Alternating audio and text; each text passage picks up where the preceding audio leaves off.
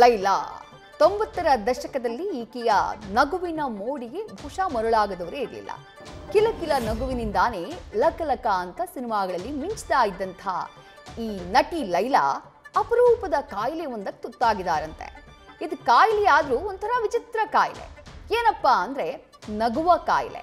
ಇದೇನಪ್ಪ ನಗುವ ಕಾಯಿಲೆ ಅಂದ್ರ ಅದಕ್ಕೂ ಮುನ್ನ ಆ ನಟಿ ನಟಿಸಿರುವಂಥ ಸಿನಿಮಾದ ಒಂದು ಹಾಡು ನೋಡ್ಕೊಂಡ್ಬರೋಣ ಬನ್ನಿ. ಬಹುಭಾಷಾ ನಟಿಯಾಗಿರುವಂಥ ಲೈಲಾ ಉಪೇಂದ್ರ ಅವರ ಜೊತೆಗೆ ತಂದೆಗೆ ತಕ್ಕ ಮಗ ಸಿನಿಮಾದಲ್ಲಿ ನಟಿಸಿದ್ರು.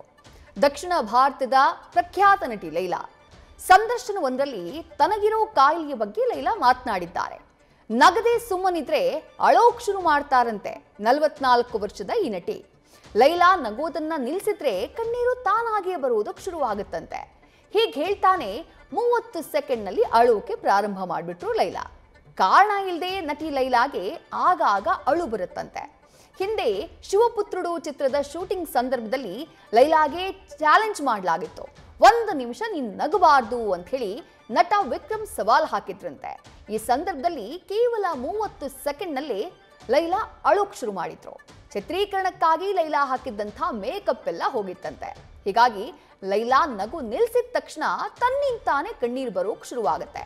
ನಟಿ ಲೈಲಾರ ಈ ವಿಚಿತ್ರ ಕಾಯಿಲೆಯ ಬಗ್ಗೆ ಕೇಳಿ ಅಭಿಮಾನಿಗಳು ಶಾಕ್ ಆಗಿದ್ದಾರೆ.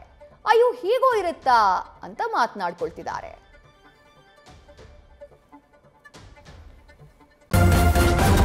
ನ್ಯೂಸ್ ಫಸ್ಟ್ ನಿರ್ಭೀತಿಯಿಂದ ನಿಮ್ಮ ಪರವಾಗಿ.